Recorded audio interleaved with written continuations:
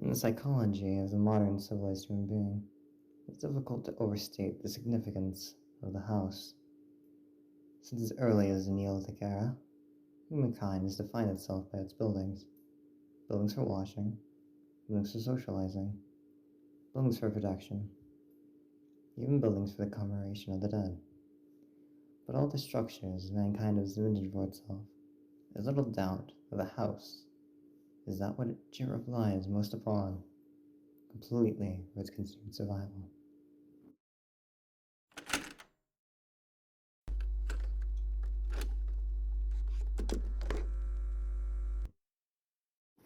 The house is one of the key elements that separates modern humanity from its more primitive descendants. No other creature goes to such lengths to create lasting and permanent shelter for itself, nor guard such shelters with such reverence and import. What do human beings of our modern age foster this tremendous sympathy towards their homes? There are many reasons, of course.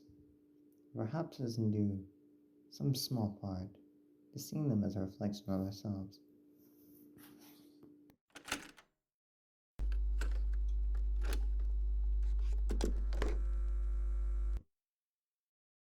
The anatomy of the house is such that this analogy is less superficial than at first it may seem.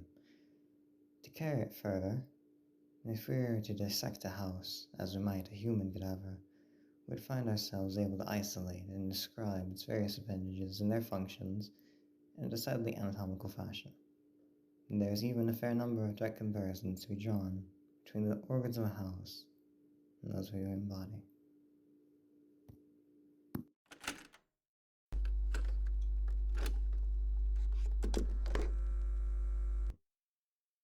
For example, let's imagine a living room, often a dominant space or house at ground level, as well as simply a center of activity in a well-populated home.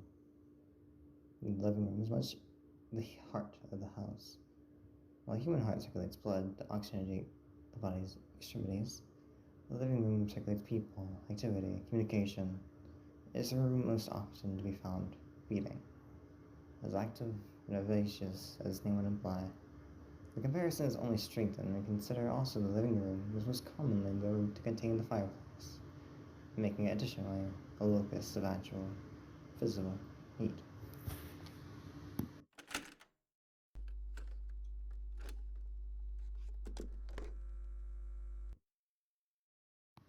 It is easy to think of the kitchen and the dining room as the stomach or digestive system of the house. Though this comparison is tenuous, the contrast, the function and analog of a bathroom should be immediately obvious.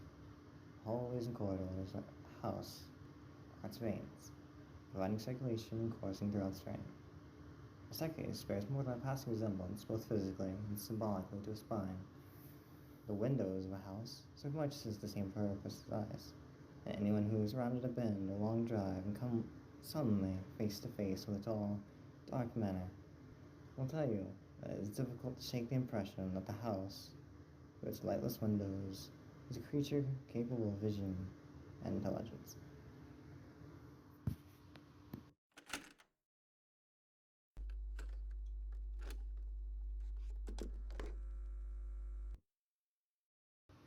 The bedroom is perhaps the room that most eludes direct comparison in this fashion.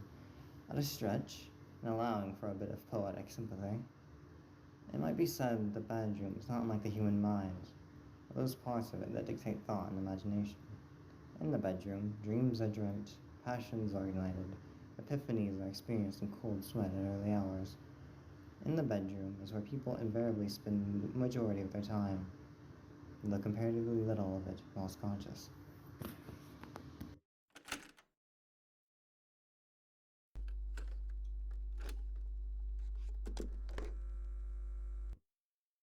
And yet this analogy is an incomplete one. For obviously the mind is an exceedingly complex thing, but the bedroom represents the thinking, dreaming part of the brain, and it is the basement that represents those lower, unconscious thoughts.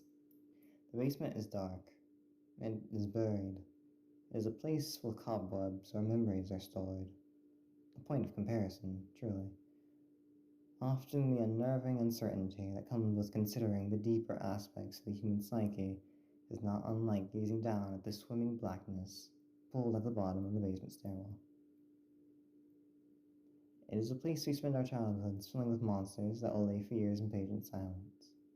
It is a place that, barring some specific errand, we seldom ever want to enter.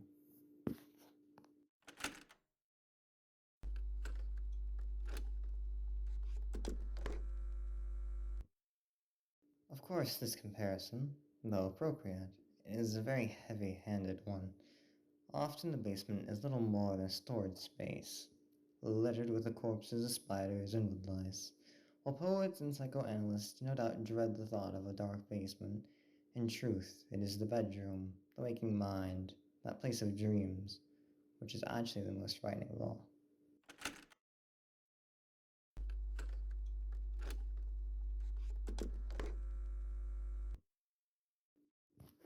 It is here, in the bedroom, that we are at our most vulnerable. Each night we shut our senses to the world for hours at a time, trusting in the house to keep us safe until next we wake. In a state of extreme vulnerability, we'll spend something like 20% of our lives. Anything might stand beside us, watch us, keep us company until dawn, and we'd never perceive it. We don't pray that the house won't let things carry on when we sleep. In this way, during these hours, the bedroom seems less like a mind, more like a mouth. For it is here the house is most likely to betray us. It is here that we place ourselves most at the house's mercy, and spend each night hoping I'll not bite down.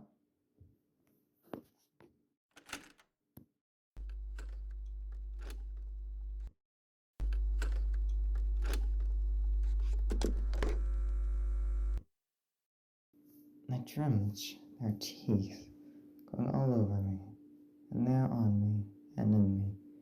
Cysts and bone spurs, they're loose, but I cannot move them because I have no hands. I look out through the bedroom window. I see a truck approaching. A young man steps out, approaches and inches to the front door. His body's covered in swan ticks the size of quarters. He's walking downstairs hallway and laughing, begins urinating on the wall. He spits on the carpet. He's moving through the first floor, breaking exciting things. Goes to the basement, stands on top of the stairs. I'm angry at him, so I slam the door and he falls down. You can feel his bones snapping. The ticks are bursting, oozing black blood everywhere. You can feel him being ground up, dissolved and torn, splitting and shredding. I leave the door closed. I close my eyes and try to sleep. The teeth continue growing on me until there's nothing left but teeth, gums, and sinner.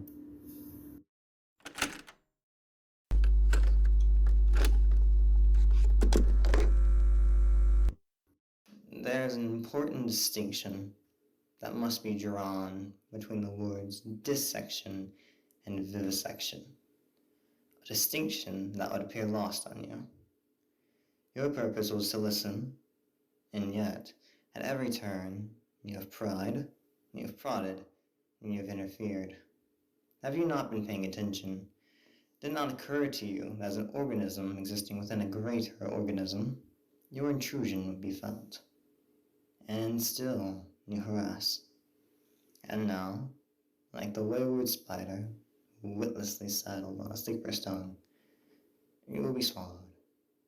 Because the truth is this: when a house is both hungry and awake, every room becomes a mouth.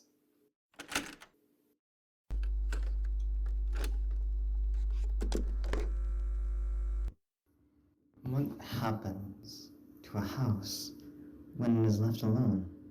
It becomes worn and aged, and its paint peels and its foundations begin to sink.